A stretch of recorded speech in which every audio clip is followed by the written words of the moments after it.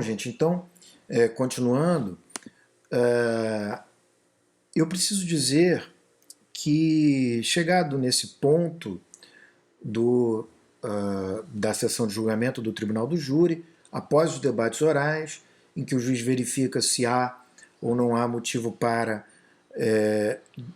dissolver o júri, o juiz também deve fazer outras análises. Existem 3 casos de nulidade especificamente durante os debates. De acordo com o artigo 478, é nula a sessão de julgamento quando, durante os debates, as partes fazem referência à pronúncia ou às decisões posteriores que ratificam a pronúncia como um argumento de autoridade, do tipo, imaginem a acusação dizendo, olha, o sujeito tanto é culpado que olha aí o que disse o juiz na decisão de pronúncia, já que os jurados têm a decisão de pronúncia nas mãos, eles receberam quando sorteados e quando fizeram o juramento, a promessa de julgar. Então, nesse caso, se for feito algum tipo de utilização de argumento de autoridade, o juiz deve declarar a nulidade da sessão. Também não se pode fazer referência durante os debates ao silêncio do acusado. O silêncio do acusado não pode ser usado como um argumento do tipo quem cala consente, né? Então, quando a acusação faz uma referência ou uma outra defesa de um corréu faz referência ao silêncio de um dos acusados, então o juiz deve declarar a nulidade da sessão, dissolver o júri.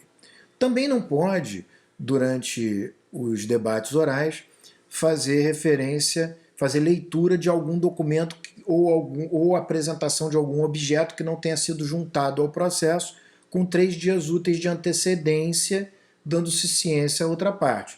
Como eu já falei, nada pode ser juntado depois desse período e, portanto, também não pode ser referenciado durante os debates. Mas se nada disso aconteceu, então o julgamento prossegue, e ele prossegue com a elaboração de quesitos por parte do juiz. Tá? O juiz ele vai formular perguntas chamadas de quesitos sobre os temas de que dispõe o artigo 483 do Código de Processo Penal. Obrigatoriamente, o juiz vai fazer perguntas sobre, nessa ordem, a materialidade do crime, a autoria ou participação, se o acusado deve ser absolvido, se existe causa de diminuição alegada pela defesa, então o juiz tem que estar atento às teses defensivas, e se existe alguma qualificadora ou causa de aumento que estava reconhecida na pronúncia e em decisões posteriores, e que os jurados então vão dizer se de fato elas aconteceram na visão deles. Então o juiz deve formular perguntas, os quesitos, de maneira objetiva, de tal forma que só compreenda 2 respostas possíveis, sim ou não. Então, ao perguntar sobre a materialidade do fato, o juiz deve perguntar se no dia tal, na hora tal, no lugar tal, a vítima faleceu em razão de disparos de arma de fogo, tal, assim, pergunta objetiva, sim ou não. Tá? Sobre a autoria, os disparos de arma de fogo que causaram a morte da vítima foram realizados por fulano de tal, então é assim que vai, é assim. Né? A terceira pergunta, obrigatoriamente, o acusado deve ser absolvido? Essa é a pergunta. Tá? E a partir daí, as perguntas, os quesitos, eles variam conforme as teses de acusação e de defesa. A de acusação tem que estar reconhecida na pronúncia, as de defesa são alegadas na hora, então o juiz tem que estar atento. E é exatamente por isso que o juiz elabora esses quesitos e lê os quesitos na própria sessão de julgamento, porque as partes ainda têm a possibilidade de concordar ou discordar dos quesitos e requerer ao juiz que que de alguma forma modifiquem, alterem, incluam quesitos que o juiz não o fez. Tá? Então, definidos os quesitos, nós passamos para a sala especial. Tá?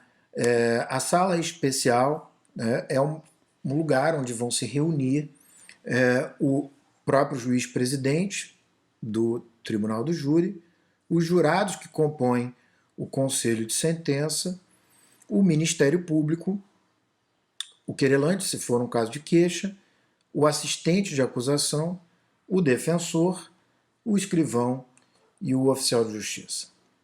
Nessa sala especial, os jurados sentarão à frente do juiz-presidente, ao lado dele a acusação e a defesa, e o juiz, então, determinará que o oficial de justiça distribua para cada jurado 2 cédulas. Uma cédula dizendo sim e outra cédula dizendo não. O juiz, então, ele vai ler o primeiro quesito, explicar o que significa para os jurados, e os jurados, então, vão votar. Antes de votar, eles podem indagar e fazer qualquer esclarecimento, pedir qualquer esclarecimento ao juiz-presidente, e uma vez que não existam mais dúvidas, o juiz-presidente, então, vai determinar que o oficial de justiça passe com uma urna recolhendo os votos dos jurados. Cada jurado deposita o seu voto numa urna e, em seguida, o oficial de justiça entrega a urna para o juiz-presidente. Então, o oficial de justiça passa com uma segunda urna, chamada urna de descarte, em que ele recolhe os votos, as cédulas que não compuseram os votos, o descarte dos votos. Tá?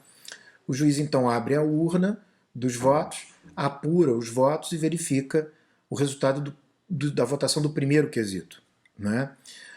Se, por maioria, não precisa ser unanimidade, por maioria os jurados entenderam que há materialidade, o juiz, então, passa ao segundo quesito realizando o mesmo procedimento e assim vai. Tá? Então, o conselho de sentença ele vai decidir votando, tá? Ou seja, proferindo votação sim ou não conforme cada quesito. Tá? O final da votação, ao final da votação, é o conselho de sentença que decide. O juiz pode até discordar da decisão, mas ele não pode fazer nada, né? O juiz não tem esse poder. Então, os jurados, o conselho de sentença é soberano, né? Decide, é lavrado o termo de votação e assinado por todos. E então, uma vez lavrado o termo de votação, todos permanecem na sala especial e o juiz presidente se recolhe para o seu gabinete porque ele profere uma sentença. Né? Ele vai fazer o relatório do processo. Na fundamentação, ele não vai fazer fundamentação própria, porque não foi ele que decidiu, ele vai se remeter à ata de votação, né? E aí ele vai redigir o dispositivo. A sentença é muito simples quando a decisão é de absolvição, porque o juiz só transcreve o termo de votação e no dispositivo ele coloca isto posto, julgo improcedente a denúncia e absolvo o acusado, mas quando a decisão é de condenação, o juiz tem um trabalho a mais, porque ele bota lá o isto posto, julgo procedente, condeno, mas em seguida ele vai ter, por sua própria lavra, que fixar a pena de acordo com os métodos definidos no Código Penal que vocês bem conhecem. E essa é uma tarefa do juiz, desde que, obviamente, respeitando as causas de aumento e diminuição que foram reconhecidas pelo Conselho de Sentença. Feito isso, quando o juiz termina de redigir a sentença, ele então determina que todos retornem ao plenário, toca lá uma sineta, uma todos voltam, né? Então o juiz levantam-se todos, há um ritual mesmo, levantam-se todos, e o juiz então lê a sentença que ele proferiu, lavra a ata dos trabalhos, uma ata de trabalhos da sessão, e encerra a sessão.